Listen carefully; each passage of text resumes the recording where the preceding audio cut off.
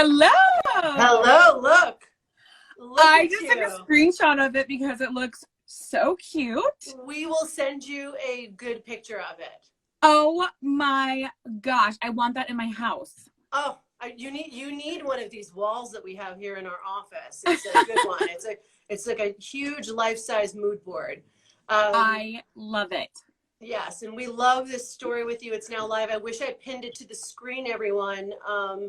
I didn't get a chance to do that. We're just going to jump into this conversation with Hunter. But if you go to storyinrain.com, there it is, our February cover. You're a February cover star, and I want exciting. I want to toast to that. Toast here. I'll toast with my water bottle. Toast to that. We're toasting. And I want to toast to your spirit, really. We'll get into that in a bit.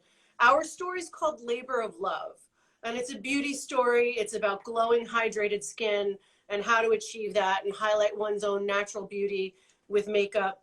And recently, we've seen a turn toward heavy contouring and intensely perfected beauty looks. But I say after this year of having to focus on what's important and stripping away being forced to strip away a lot of the things in our lives, this is a year to kind of celebrate what you're born with, right? And I think our February cover story featuring you does that. It's a beauty story, but it's more than that because you're our model in the story, and you represent self-love and the modern woman. You're a model who's been a range of sizes, and you've embraced that. And what's wrong with that, right? You were the curviest model to hit the Sports Illustrated swimsuit issue 4 times and counting. And now on the cover of Story in Rain, you're really bearing it all. You're bearing even more. Do you feel the power that empowering others brings? Because really you're empowering others by being such a representative of inclusivity and body positivity and comfort in one's own skin, no matter what size you are. I do. For me, it's really trying to be, as authentic as possible and sharing in that with other women. I'm inspired by so many women in my life and so many of my followers, and so that in turn inspires me. And it's kind of this really cool collective just continuous thing that is so special. And one of the reasons I love this cover is that you really, it kind of is me stripped down to the most vulnerable myself, me as possible, very little makeup, just truly me, rolls, and just my body as it is and as it was this past year, because this was only taken a couple months ago. And I think there's something really beautiful in that, and there's something really nice in that, and really powerful in that kind of image, and I wish we could see more of that. Yes, I agree. And that's why we wanted to focus on this and make this a February cover story, especially not to bring up sort of a Hallmark holiday, Valentine's Day, but Valentine's Day, a lot of people are thinking about love and the love in their life and the love that maybe isn't in their life that they would like to have. But at the end of the day, it comes down to self-love, and it's, you speak a lot about self-love on our podcast. Anyone can listen to that interview if you download that particular episode with Hunter. It's one of our recent episodes.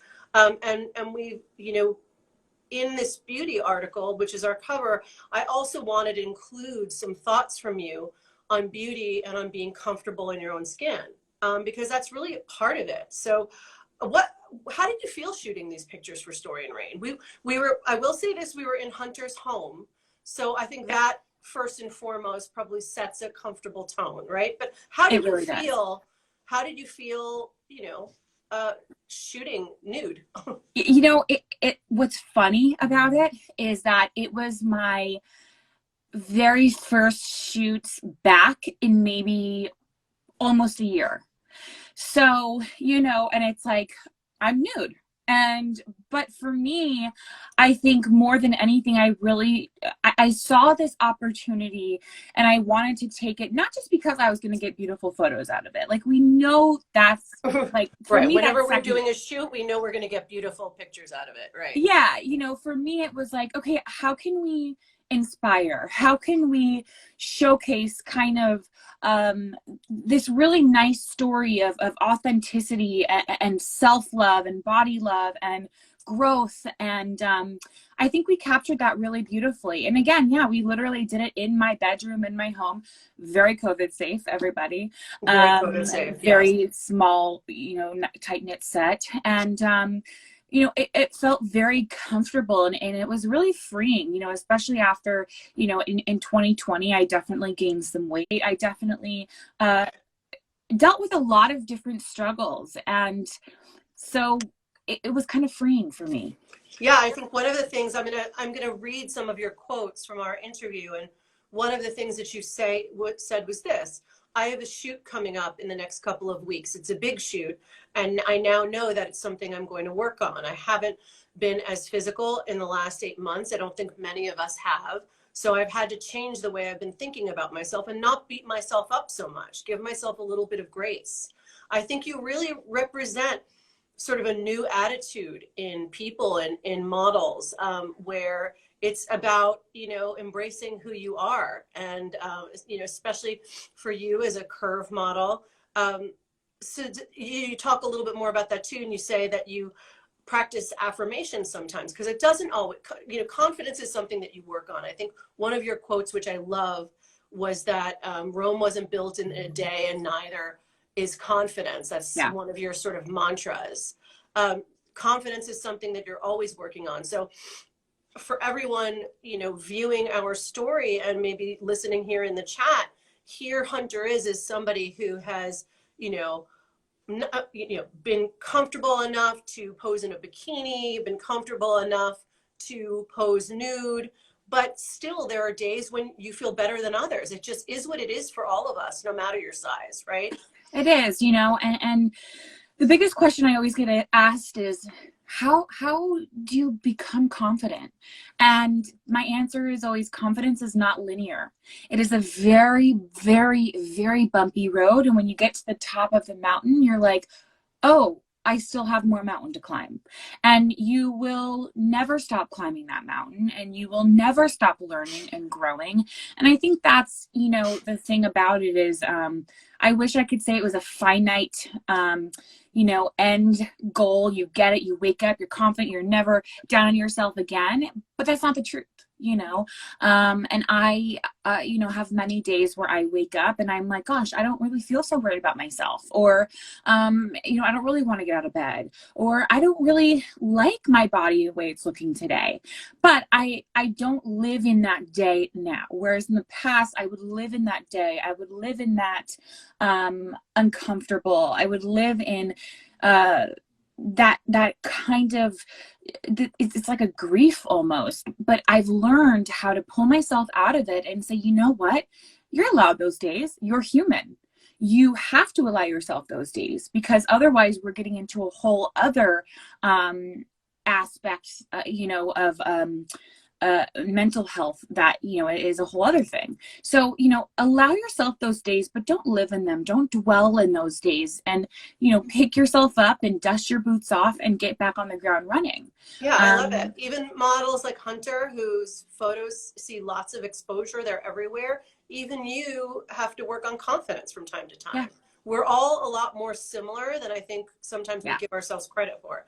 You talk also in our interview that you were talking about, you said, at the time I was a small size 14. So I said, I'm going to take a crack at it. Let's see what happens. And you went into Wilhelmina Models. They signed you that day, and you were literally working the next week. You flew to Miami for swim week. And so you say that it was confirmation that you were able to fulfill your dream while still loving your body. Right. I think that's so powerful.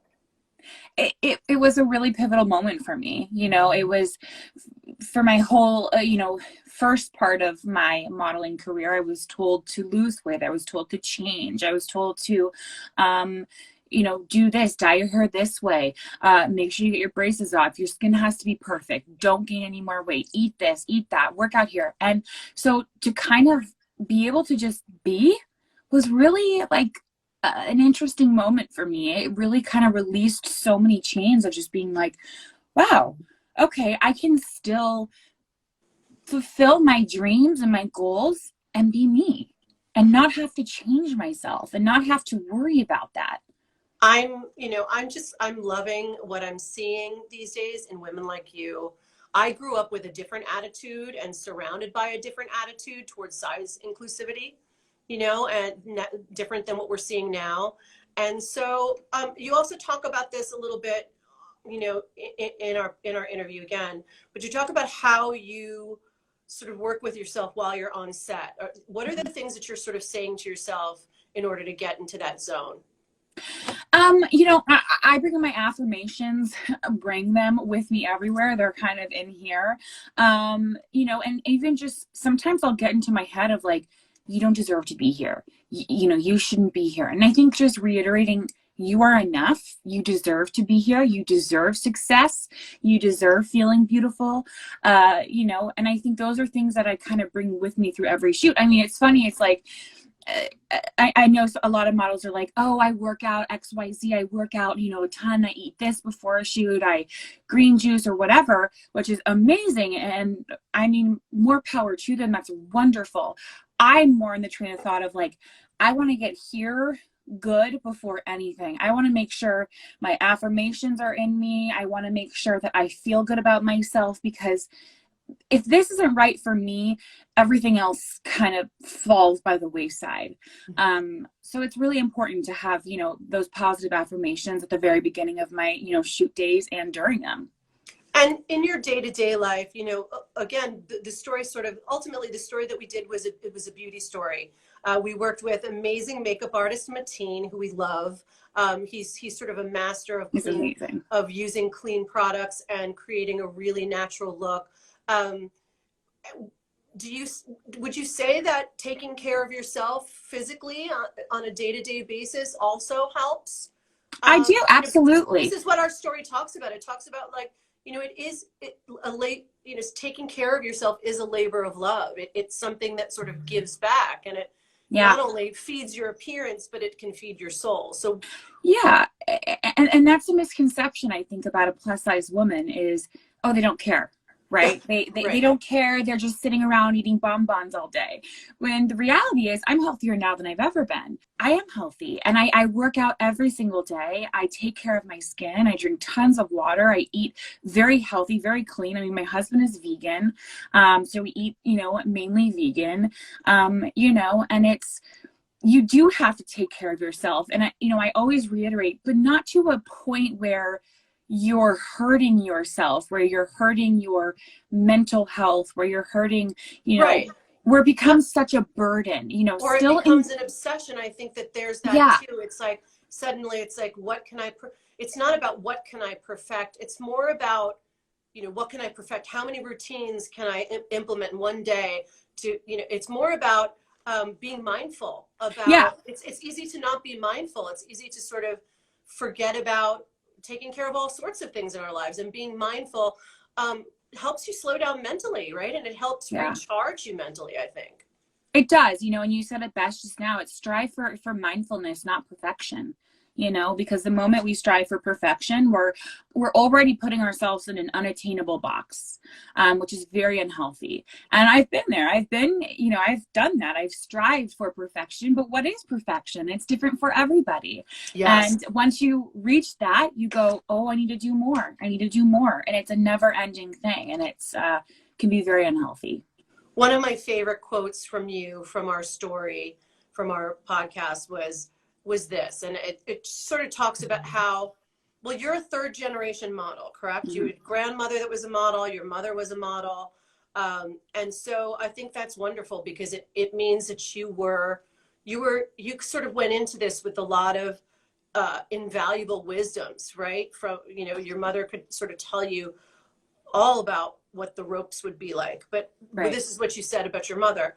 My mother never made my body an issue. Never. She always celebrated it. She's from Iceland. We're very comfortable with who we are in our bodies. She used to always say, and still does, talking about your body and your weight is so boring. It's the least interesting thing to talk about. It's the least interesting thing about you. That's the mindset that I grew up with, thankfully. Talk a little bit more about that, Hunter. Yeah. So yeah, my mom, you know, is born in Iceland, European, and it's funny. She was a model herself. My grandmother was a model, and my mom was a model in like the 70s and 80s, where you know a thin body type was what was in, and she was a thinner woman. She was not a plus size model. However, because she has also experienced the scrutiny that this industry and this society kind of puts on you, she I think she made it a point to never make any of her children feel guilty or bad about their body, no matter at any stage. She always revered us in any time in our life. If whatever we wanted to do, she was there saying, absolutely, I'll stand behind you. Anytime, we felt uncomfortable, with our body or anything of that sort, she was always there to kind of, and she still is always there to kind of pick us up and say, listen, take a moment, because you know why you're here, your body is beautiful, and think about what it does for you. And yeah, she still always says, she goes, talking about weight is the most boring thing ever. Like, she's like, it's just like, oh my god, I'm bored to tears every time we're talking about it. And it's so funny because it's so true. It's like, What? we as a society put so much pressure on weight. And it's funny, I actually just came out with a show on Yahoo, and Amy Schumer was my first guest. And we talked about that a little bit, about how media, instead of talking about like your accomplishments or what you've done and what you've contributed to society, they're like, has she lost weight? Has she gained weight? How does she look? What size is And she now? What? Yeah. yeah, and it's so silly. It's so silly and so toxic. Yeah, it's not the thing that we should be focusing on. We've Yeah. got a question in the chat for you about sort of what do you do on a down day to pick yourself up? Is there any sort of fun thing that you do for yourself to kind of pick yourself up when you're having one of those down days when you're not feeling confident? So there's a few things that I do. So recently I've been really loving sound baths. My sister told me about them, because I'm also someone who deals with like very major anxiety. So once my mind starts, it's really hard to stop. So I will literally lay in my bed and put on a sound bath and just really try to quiet my mind and ground myself, because I feel like I'm somebody who kind of can run wild. Again, affirmations. I actually have this affirmation Oh, read book. us your Oh, let's look at. We're going to link to this in the show notes of the podcast. We'll link to this book. Yes. Hunter, you'll just send me the title of that book. We'll link to it in the show notes. By the way, everyone, if you head to the podcast, in the show notes, you can discover some of other of Hunter's favorite things. But we'll add the book, and we'll also add the sound bath. What is it? A recording? It is recording. I will send it to you after this. Give us the name for that, and then everyone can see exactly what Hunter. They can buy what Hunter is using, between the affirmations and the sound bath. That's a good one. Two good ones. I wanted to ask you, what do you hope that fans and followers take from the images from this cover story? What do you hope they take from seeing you in the Story and Ring cover story, the way that you are? I hope that, you can look at this and feel seen. I think representation is so important, and it doesn't just stop with me. There's so much more that needs to be out there, but I feel like I want women especially to look at this and feel like they can relate to me. It doesn't matter your size, just being a woman stripping down into, your purest form, essentially, and honoring that. I think that, we have so much pressure as women to be a certain way. And I think that these images are really great at, representing, giving yourself grace and giving yourself the okay to say, it's okay to grow. It's okay to be exactly where I am. Any shoot I do, I never go into it with anything other than, I hope that I can make somebody, one person even, feel seen and feel heard. Hunter, I'm so proud of our cover story, Neat. and your spirit is so inspiring. I know it's inspiring to me. It's inspiring to many others. Everyone, check it out. It's live on storyandreign.com. The podcast is also linked in the story, as well as all the tips and the tricks that makeup artist Mateen did to create that beautiful glowing skin and that natural makeup, including really great lash tips. I thought his lash Yes. tips, the way Yeah, that he's he did amazing. your lashes was pretty special. Thanks, Hunter. Thank you so much. Check it out, guys. So excited.